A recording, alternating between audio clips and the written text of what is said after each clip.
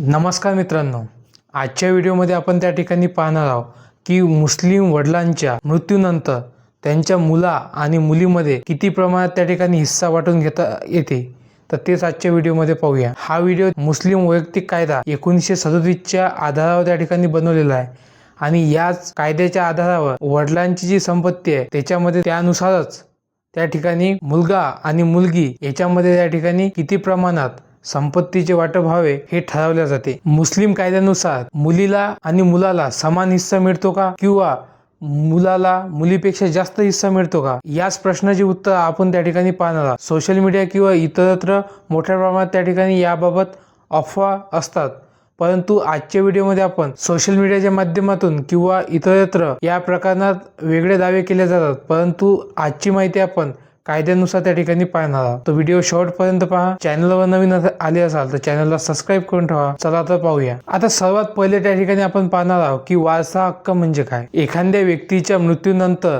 त्याची जी संपत्ती आहे ती कायदेशीर वारसामध्ये वाटणी करणे म्हणजेच त्या ठिकाणी वारसा हक्क होय। आता मुस्लिम वैयक्तिक कायदा अर्थातच शरीयत ॲक्ट 1937 प्रमाणे त्या ठिकाणी संपत्तीची वाटणी होते आणि आपण आज त्याच कायद्यानुसार वाटणी कशा पद्धतीने करतात ते पाहत आहोत। आता शरीयत ॲक्ट 1937 नुसार असा नियम आहे की मुलाला मुलीपेक्षा त्या ठिकाणी दुप्पट संपत्ती मिळते।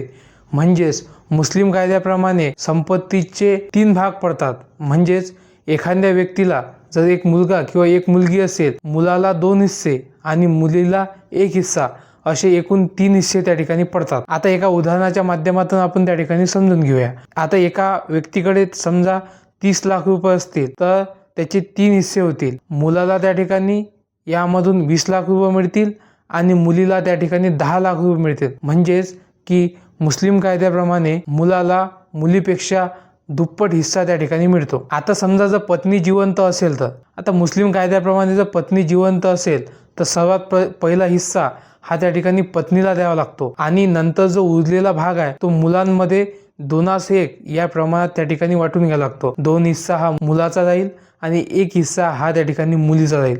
अशा प्रमाणे कायद्यानुसार मुस्लिम वैयक्तिक कायद्यानुसार अशा प्रकारची वाटणी त्या ठिकाणी होईल। आता मुलीचे लग्न झाले तर समजा आता मुलीचे लग्न झाले तर मोठ्या प्रमाणात अशा अफवा पसरवल्या जातात की मुलीचे लग्न झाल्यानंतर तिचा हिस्सा संपतो, परंतु मुलीचे लग्न झाले असले तरी कायद्याप्रमाणे तिचा हिस्सा संपत नाही।